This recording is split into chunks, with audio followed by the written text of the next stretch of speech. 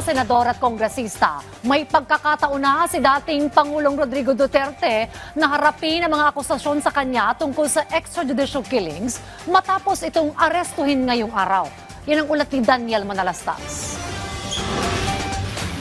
Para kay dating Senadora Laila de Lima na minsang nakulong sa panahon ng administrasyon ni dating Pangulong Rodrigo Duterte, lubos na personal sa kanya ang usapin matapos maaresto ang dating Pangulo kung saan naging daan ang International Criminal Court. Ngayon daw ay panahon naman para ang dating Pangulo ang sumagot, hindi sa kanya kundi sa mga umano'y na biktima at kanilang pamilya. This is deeply personal for me.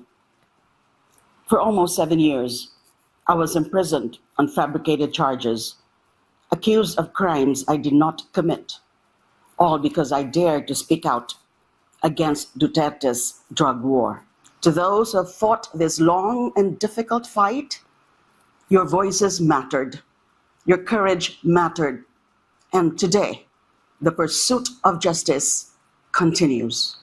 Si dating Senador Antonio Trillanes inalala noong 2017 na maghain ang magdalo ng kaso sa ICC laban kay Duterte. At matapos daw ang 8 taon, sa wakas, nahuli na raw ang anyay berdugo. Para kay Senadora Risa Hontiveros, dumating na ang araw na hinihintay ng mga pamilya ng libu-libong Pilipino na anyay napatay sa madugong tokhang ng dating Pangulo. Pero simula pa lang daw ito ng paghahabol ng hustisya sa lahat ng mga opisyal at kawani ng gobyerno na responsable sa pagpatay, anya, sa inosente at walang kalaban-laban. Nanawagan naman si Senate President Pro Tempore Jinggoy Estrada sa mga Pilipino na manatiling kalmado habang gumagalaw ang legal na proseso. Umiwas daw sa pagsali sa kahit anong karahasan, pagpapakalat ng misinformation at anumang hakbang na magpapalala lang ng sitwasyon.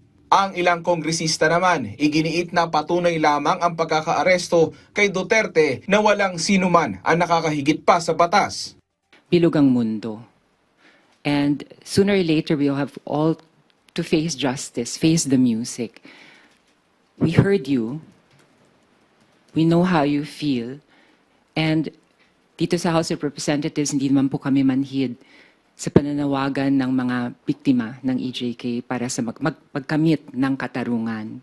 Sabi naman ni House Quadcom Lead Chairperson Robert Ace Barbers, isang malaking hakbang sa pagkamit ng hustisya ang pagkakaaresto kay dating Pangulong Duterte. Hindi lang anya ito tungkol sa isang tao, kundi higit sa lahat ay patungkol sa pagbabalik ng tiwala ng publiko sa justice system. Daniel Manalastas para sa Pambansang TV sa Bagong Pilipinas.